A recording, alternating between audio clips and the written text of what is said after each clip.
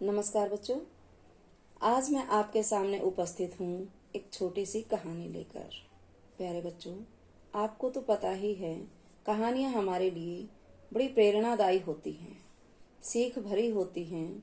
कई बार जिस बात को हम किसी और तरीके से नहीं समझ पाते, हम कहानियों के माध्यम से उसे समझ सकते हैं, अपना सकते हैं।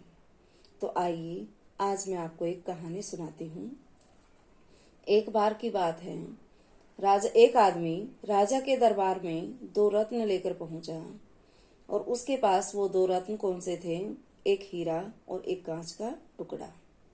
अब वह आदमी जब राजा के दरबार में गया तो उसने राजा से कहा कि मेरे पास 2 हीरे हैं, अब आप इनमें से परख कर लीजिए कि कौन सा हीरा है और कौन सा कांच का टुकड़ा है।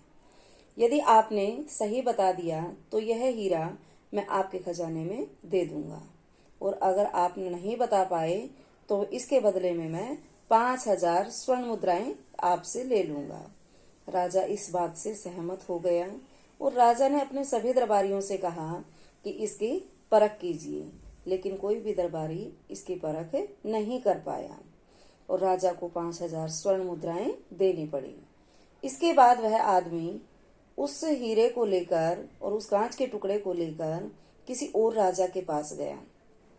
तो दूसरे राजा ने भी यही कहा कि अपने दरबारियों से कि हीरे और कांच में फर्क करके बता दीजिए, लेकिन कोई भी दरबारी और स्वयं राजा भी हीरे और कांच में फर्क नहीं कर पाया। तो वहां उस राजा को भी उस आदमी को 5000 स्वर्ण मुद्राएं देनी पड़ी। अब जो आदमी था वह तीसरे राजा के पास पहुंचा और उसने जब तीसरे आदमी के पास पहुंचा तो उस राजा ने दरबार जो था धूप में लगाया हुआ था, क्योंकि ठंड के दिन थे तो धूप में सभी दरबारी बैठे थे और अपना काम कर रहे थे। अब उस आदमी ने जाकर राजा के सामने फिर वही शर्त रखी और उस राजा ने भी उसकी शर्त को सहर्ष स्वीकार कर लिया। कोई भी उस हीरे और कांच में अंतर बताने के लिए तैयार नहीं हुआ। राजा ने अपने एक दरबारी को आदेश दिया कि जाओ खजाने में से 5000 स्वर्ण मुद्राएं ले आओ। इसी बीच एक अंधा, जो जन्म से ही अंधा दरबारी था, उसने कहा, महाराज मुझे एक मौका दे दीजिए, मैं हीरे और कांच में अंतर बता दूंगा। अब अंधा जो व्यक्ति था उसने कांच और हीरे दोनों को छू कर देखा। अब उसे देखकर उस अंधे व्यक्ति ने बता दिया कि कौन सा हीरा है और कौन सा कांच है। यह देखकर सभी दरबारी अचंभित रह गए और सबकी आंखें फटी की फटी रह गई। यहाँ तक कि उस आदमी ने भी उससे पूछ लिया कि आपको कैसे पता चला कि यह हीरा है। उस अंधे व्यक्ति ने कहा कि जो हीरा होता है वह धूप में भी ठंडा रहता है, और जो कांच होता है वह थोड़ी सी गर्मी में भी गर्म हो जाता है, थोड़ी सी धूप में भी गर्म हो जाता है। सभी लोग बड़े आश्चर्य से उसे देख रहे थे। अब राजा ने उसे कहा कि आपको यह अंतर कैसे पता चला?